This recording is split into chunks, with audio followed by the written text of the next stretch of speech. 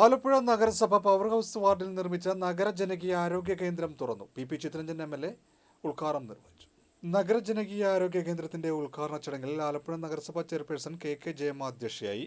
ആരോഗ്യ standing committee chairperson S Kavitha മുഖ്യപ്രഭാഷണം നടത്തി. Municipal secretary AM Mumtaz report അവതരിപ്പിച്ചു. നഗരസഭാ vice chairman PSM Hussain, standing committee ചെയർമാൻമാരായ MR Prem, Nazeer Punnakkal, ward councillor Helen Fernandez തുടങ്ങിയവർ പങ്കെടുത്തു.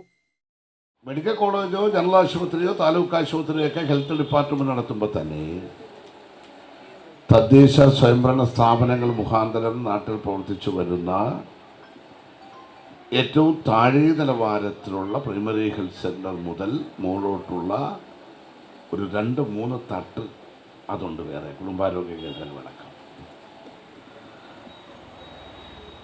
അതുപോലെ തന്നെയാണ് സ്വകാര്യ മേഖലയും. അതൊരു പങ്കുവയ്ക്കുന്നതാണ്. അത് കാശ് കൊടുക്കണമെന്ന് മാത്രമേ ഉള്ളൂ. പക്ഷേ അവരും കൂടെ ചേരുന്നതാണ് നമ്മുടെ ആരോഗ്യരംഗം. ഇതെന്താ നമുക്ക് അഭിമാനകരമായി കേരളത്തിന് ഇപ്പോൾ ഏറ്റവും അവസാനത്തൊരു നിപ്പ വന്നു.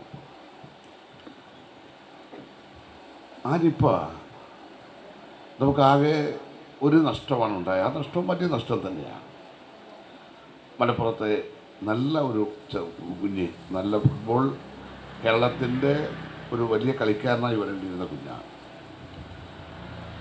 പക്ഷേ ലോകത്ത് പലരും പറഞ്ഞത് കേരളത്തിൽ ലക്ഷക്കണക്കിന് ആൾക്കാർ മരിക്കുമെന്ന ആരോഗ്യ വിദഗ്ധർ പോലും പറഞ്ഞത്. നമ്മുടെ ഈ രംഗത്ത്, ആരോഗ്യരംഗത്ത് നമുക്ക് ആർജിക്കാൻ കഴിഞ്ഞ വലിയ പുരോഗതിയുടെയും വളർച്ചയുടെയും ഫലമായിട്ടാണ് അതിനെ നമുക്ക് പിടിച്ചു കെട്ടാൻ കഴിഞ്ഞത്.